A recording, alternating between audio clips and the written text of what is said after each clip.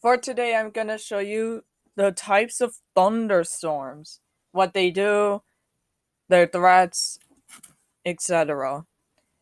I just felt that it is important to share with you guys on types of thunderstorms just so that you have a better understanding of what they are, what they can do, and what to do. Single cell. Single cell thunderstorms can also be called pulse storms. Tend to be short living, about 15 to 45 minutes. When it rains, the supply of updraft is cut out, and they tend to be weak, maybe at the best containing small hail, gusty winds. Although, if conditions are right, they may become briefly severe with mainly damaging winds, and that's where you get what's called a pulse type severe storm, where briefly becomes severe, it weakens, and then in some uncommon cases, it may become severe again before finally weakening. Then you have what's called multi-cell clustered thunderstorms. Multiple storms in a concentrated area.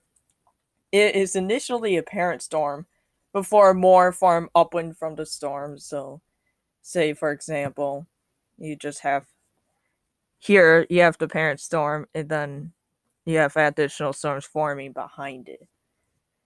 Repetitive impacts could lead to flash flooding just because they do dump a lot of rain. And that they may occasionally become severe, mainly consisting of large hail, damaging winds, and maybe even tornadoes. And that they also tend to be longer lived than single cell storms. And then you have what's called a squall line, or another name, a multi cell line. They tend to be long lived, can move to rapid to very rapid speeds at up to 90 miles an hour, if not faster.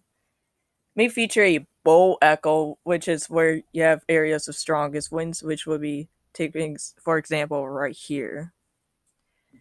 It then mainly features, again, damaging straight line winds, which can sometimes get up to 100 or more miles an hour, but could also contain brief and weak QLCS tornadoes and some hail. They aren't typically large hail producers, but they will still contain hail.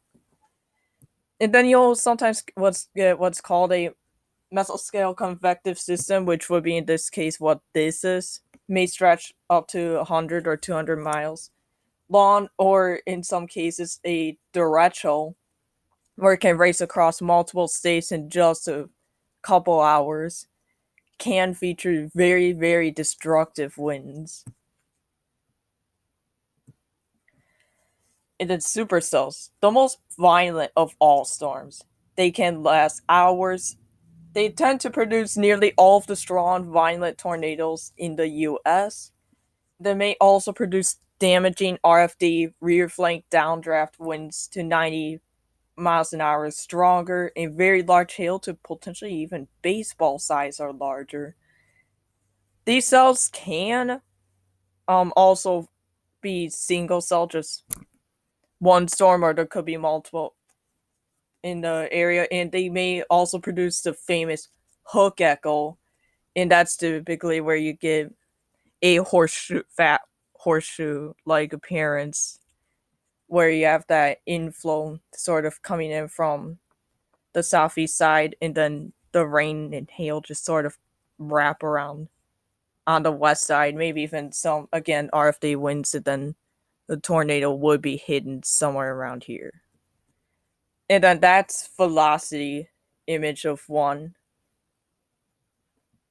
And, well, that's a video for today.